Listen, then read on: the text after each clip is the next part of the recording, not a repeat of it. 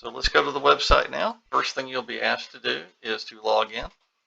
If you don't have credentials, you'll need to contact the Texas Southwest Cattle Raisers Association to get credentials initially set up for first user in your county clerk group.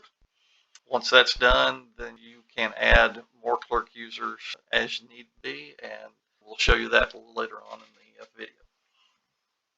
So let's log in.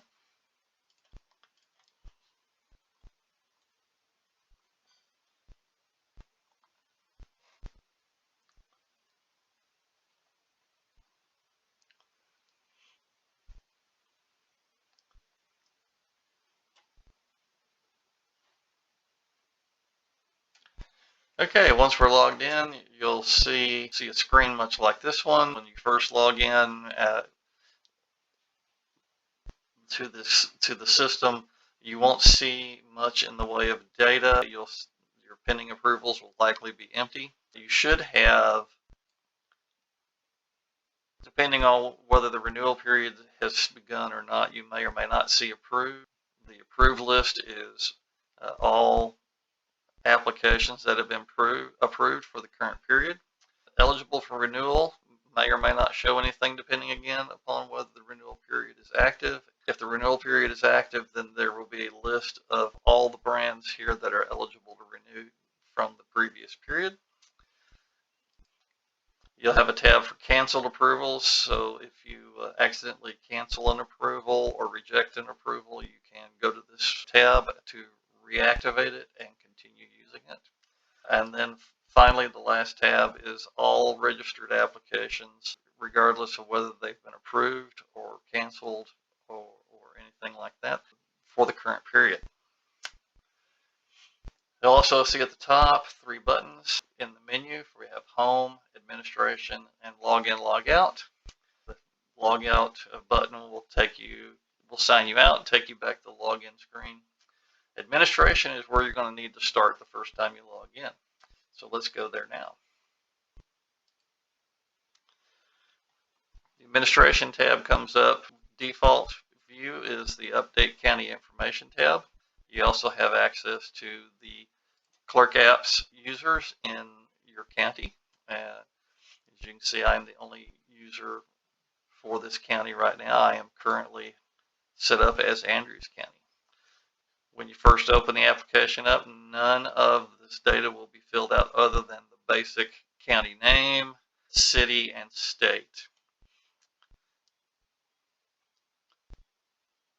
So let's go through this. You can see that there are a number of lines that are highlighted with red marks. Those mean that those items are required in order to save your data.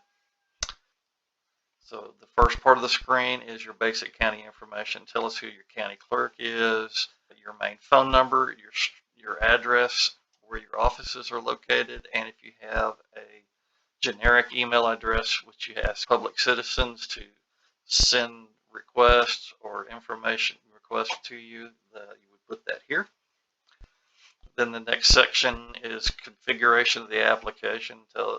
Tells us whether you want to participate in online renewals or not. You simply click yes or no. You have a notification email address, so that this is a mailbox that you would create or have your IT staff create, where you would send copies of completed application notifications, so that you would know by looking at your email box there have been submissions from the Marks and Brands application without actually having to go in and log in to this site. The next section is the fee schedule for your county, which contains the dollar amounts that you're going to charge per location for a brand on an animal. The next item is the bureau code. Now this is the certified payments component. You would put in your bureau code for the correct checking account for your county and for whatever checking account fund this money goes to. This bureau code will be tied to that. In this demonstration, the bureau code we have put in is a test bureau code that is provided by Certified Payments.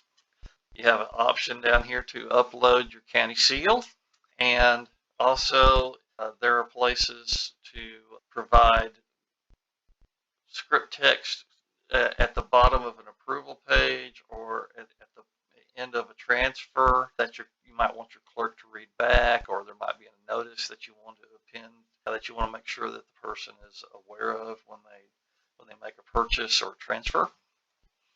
So let's put some information in. I'm going to put my name in as the county clerk for Andrews County, and we're going to put in phone number.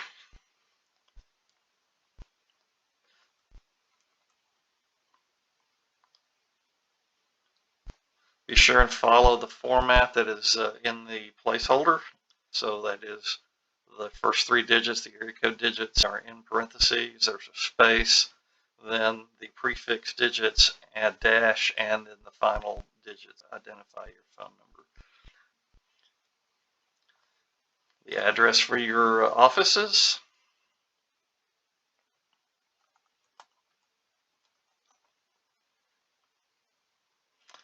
The unit number, if you're in a suite in a building, then you'll need to put your suite number in. The city and state are already pre-filled for you. Put in at least your 5-digit zip code.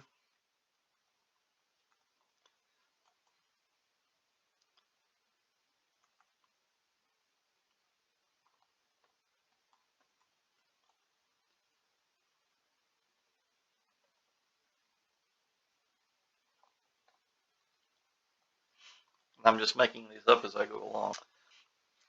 Now the next section,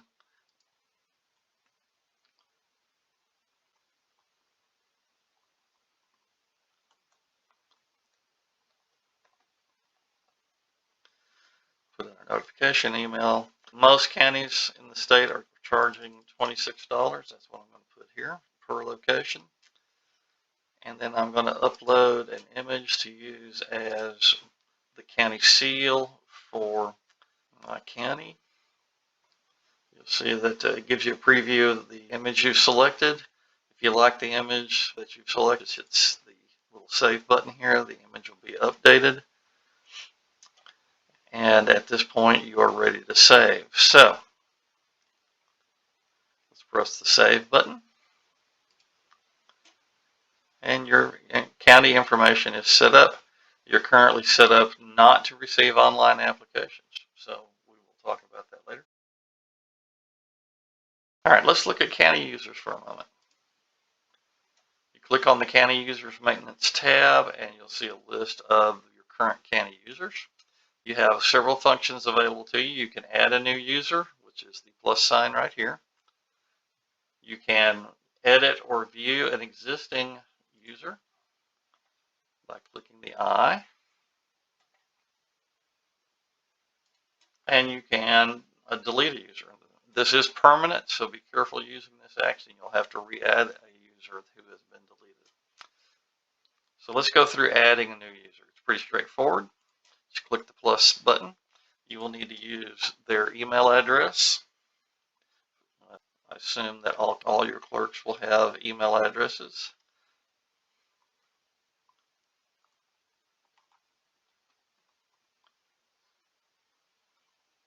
Put in their first and last name.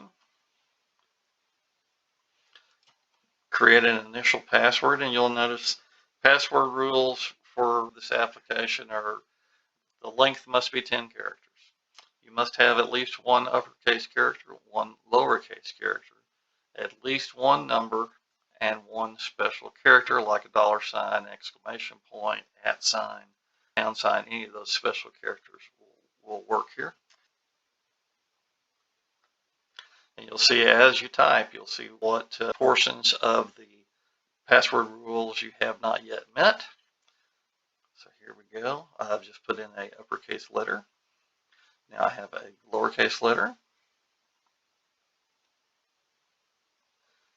Now I have a digit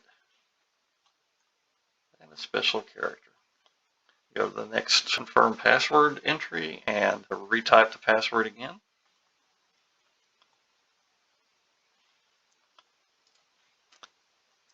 Put in their office phone number. Now, if you're putting in a new user who is not yet on duty, you can use the lockout enabled button to prevent that person from signing in until you're ready for them to begin using the application.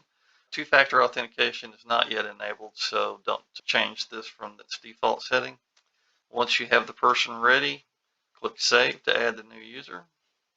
As you can see, a new user was successfully created and they appear down here. Now, if I wanted to edit this user, because I have someone whose last name is changed, you can just simply go in here and update their information, say their email address changed or their name changed.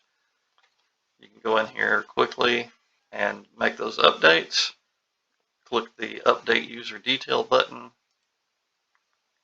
and you can see that that change took effect.